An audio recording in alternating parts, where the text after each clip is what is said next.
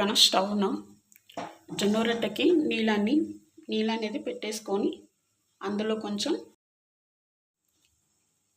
జొన్న రొట్టెలు చాలా రుచిగా ఉంటాయి. నీళ్ళు మన ఇష్టం, మనం ఎంత పిండి కావాలనుకుంటే అంత పిండికి తగ్గట్లు నీళ్ళు పోసేసుకుందాం. 6 రొట్టెల కోసమని పిండి తీసుకున్నానండి. నీళ్ళు ఇలా మరిగిన తర్వాత కావాల్సినన్ని దీనిలోకి పోసేసుకొని మెల్లగా స్పూన్తోనూ కలుపుకొని పిండిని ఇలా కలిపేసుకొని పక్కన పెట్టేసుకోవాలి. ఎందుకంటే ఇప్పుడు కొంచెం వేడిగా ఉంటుంది. గోరువెచ్చగా అయిన తర్వాత రొట్టె చేసుకోవడానికి వీలుగా ఉంటుంది.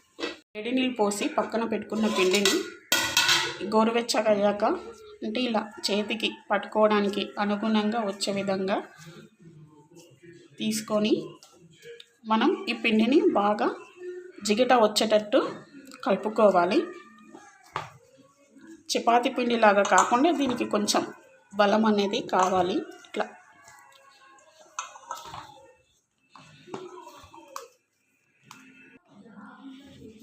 ఇలా బాగా కలుపుకోవాలి.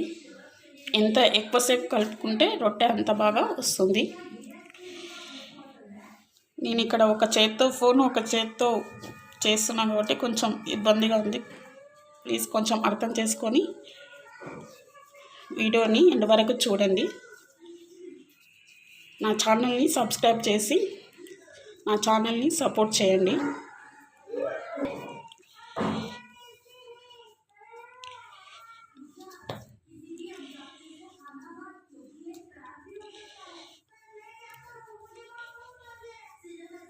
ఇలా జిగట వచ్చే వరకు తీసుకొని పిండిని మనకు రొట్టె ఎంత పెద్ద కావాలంటే కొంచెం ఎక్కువ, నేను చిన్నగానే చేస్తానండి. కొంచెం ఇట్లా పెట్టుకొని పొడి పిండిని వేసి కొట్టుకోవాలి. ఇలా మనకు కావాల్సినంత తడి పిండిని చల్లుకొని ఇలా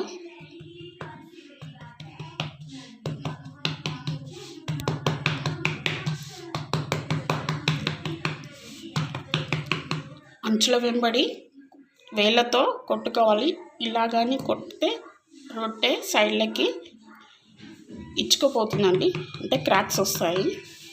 రొట్టె అనేది చూడడానికి అంత అట్రాక్టివ్గా అనిపించదు. ఇలా చేస్తే చాలా నీట్గా ఉంటుంది,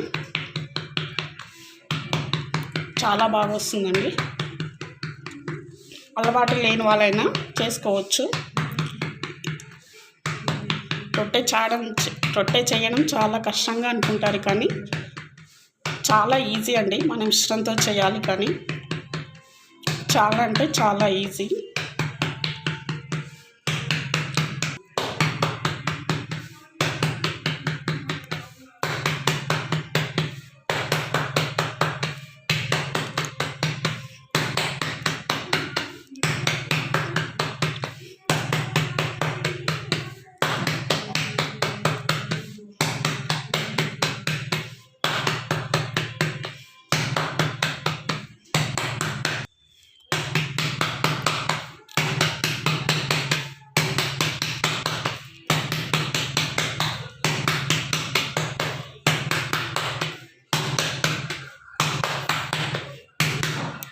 చూసారా ఎంత నీట్గా వచ్చిందో.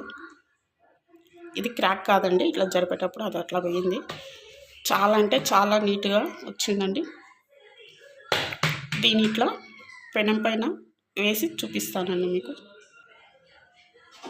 రొట్టెని ఇలా స్పూన్ సహాయంతో ఇలా తీసుకొని అంతే సింపుల్ ఇలా చేసేసుకొని ఇలా మనం వేసుకున్న రొట్టె పైన ఒక హాఫ్ మినిట్లో వాటర్ చల్లుకోవాలి. ఎందుకంటే రొట్టె లావుగా ఉంటే కొంచెం టైం పడుతుంది కాలడానికి. నేను పతలాగానే చేశా కాబట్టి, సన్నగానే చేశా కాబట్టి తొందరనే వేగిపోతుంది. మనం స్టవ్ మాత్రం హై ఫ్లేమ్లోనే పెట్టుకోవాలి, లేదంటే రొట్టె కాలదు.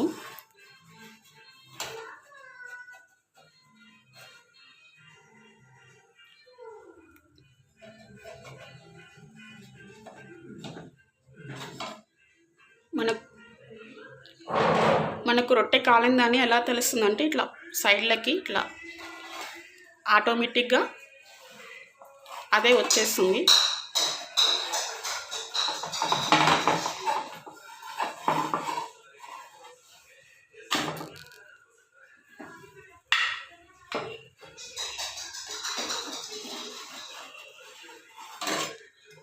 ఇలా చేసేసుకోవాలి.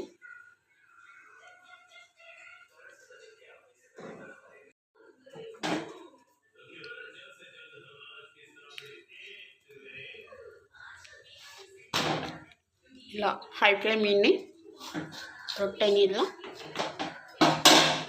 కాల్ చేసుకోవాలి.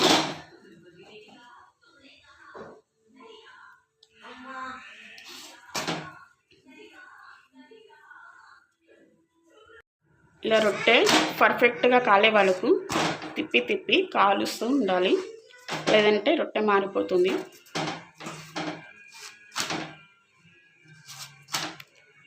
ఓకేనండి, అయిపోయింది. ఇలాగే అన్నీ చేసిన తర్వాత చూపిస్తాను మీకు.